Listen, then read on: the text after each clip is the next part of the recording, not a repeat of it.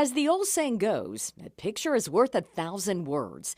But in this case, it amounts to $259.8 million. Roy Cockrum remembers the moment 10 years ago when he became a mega millionaire.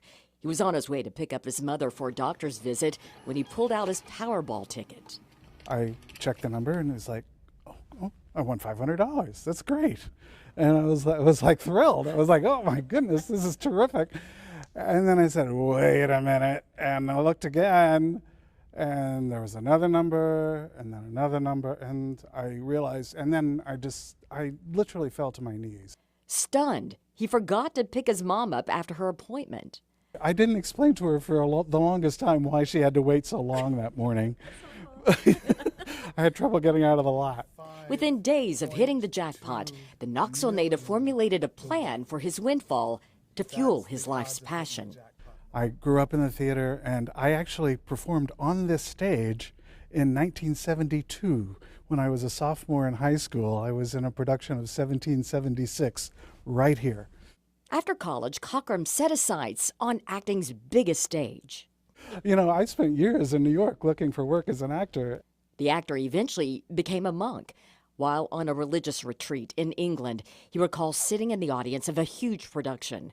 When the curtain went down, the crowd leaped to their feet. And I was sad because I knew that no American nonprofit theater could have afforded that level of production. I just made a mental note that if ever I had two nickels to rub together, I would try to help American theaters dream big. Within weeks of winning the Powerball, Cockrum established a foundation devoted to supporting theaters across the country, like the University of Tennessee's Clarence Brown. His donation is now bankrolling its upcoming production titled Knoxville, a musical adaptation of legendary Knoxville author James Agee's A Death in the Family.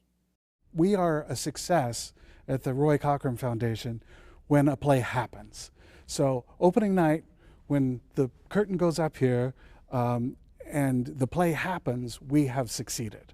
Call it continued payout for this actor turned monk who played a game of chance and beat the odds. Do you play the lottery still? I have occasionally, yeah. Why not? Why not? Why not? That's the question. But this had to be like in your heart and in your mind well before winning the lottery, because for you to act so quickly on that. Well, it happened because when I was in religious life, I was a monk for a while, and I was on a religious retreat in Oxford, England. I had a 2-week silent retreat run by Mother Rosemary with the Sisters of the Love of God, and I had one day in London where I had nothing to do on my way back, so I went to the National Theatre, and what happened to be playing that night was his Dark Materials, an adaptation of the novel, the sci-fi novel, His Dark Materials. Huge production, huge cast, lots of characters, people changing, sets changing constantly. And at the end, this young audience leapt to their feet at the end, and I was sad because I knew that no American nonprofit theater could have afforded that level of production. And I just made a mental note, and I was living under a vow of poverty at the time, but I just made a mental note that if ever I had two nickels to rub together, I would try to help American theaters dream big and work at that level as much as I could.